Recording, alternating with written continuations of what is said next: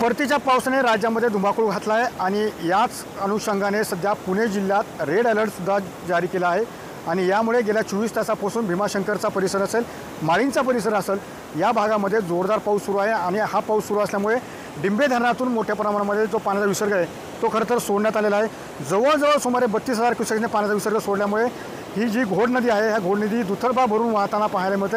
या ठिकाणी पाहतो की कशा प्रकारे सध्या नदी वाहते, नदी वाहिल्यामुळे या ठिकाणी जो रस्ता आहे हा रस्तासुद्धा खरं तर पाण्याखाली गेलेला पाहायला मिळतं। या ठिकाणी पाहतो की अनेक नागरिक सध्या या ठिकाणी खोळंबलेले पाहायला मिळतं, कारण की या रस्ता पूर्ण पाण्याखाली आल्यामुळे हा जो मार्ग आहे की लोकवस्तीकडे जाणारा रस्ता आहे हा पूर्ण पाण्याखाली गेल्यामुळे खरं तर हा रस्ता बंद करण्यात आलेला पाहायला मिळतं। त्यासोबत या नदी पात्रासोबत असलेली जी शेती आहे ती शेतीसुद्धा पाण्याखाली गेलेली पाहायला मिळते। या ठिकाणी पाहतो की कशा प्रकारे सध्या ऊस शेती आहे, ही ऊस शेती पाण्याखाली गेलेली पाहायला मिळते, कारण की घोड नदी दुतर्फा भरून वाहत आहे आणि घोड नदीलगत असलेली जी शेती आहे ती पूर्णतः पाण्याखाली गेलेली पाहायला मिळते। या ठिकाणी ऊस असेल किंवा पालेभाज्या असेल, या पूर्णतः शेती आहे ही पूर्ण पाण्याखाली गेल्यामुळे अनेक प्रकारचं मोठं नुकसान सध्या शेतकरी राज्यात झालेलं पाहायला मिळतं आहे। त्यासोबत एकंदरीत पाहतो की घोडेगाव आणि जुन्नर या मार्गावर असलेला जो पूल आहे ते सुद्धा पाण्याखाली गेला आहे, त्यामुळे ती जी वाहतूक आहे ती सुद्धा ठप्प झालेली आपल्याला पाहायला मिळतं आहे।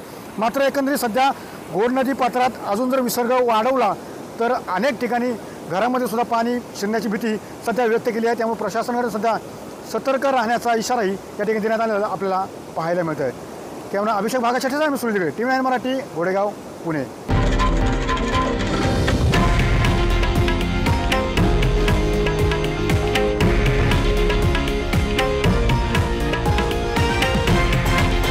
हे आहे देशातील नंबर 1 न्यूज नेटवर्क आणि आपण पाहत आहात TV9 मराठी, एकमेव।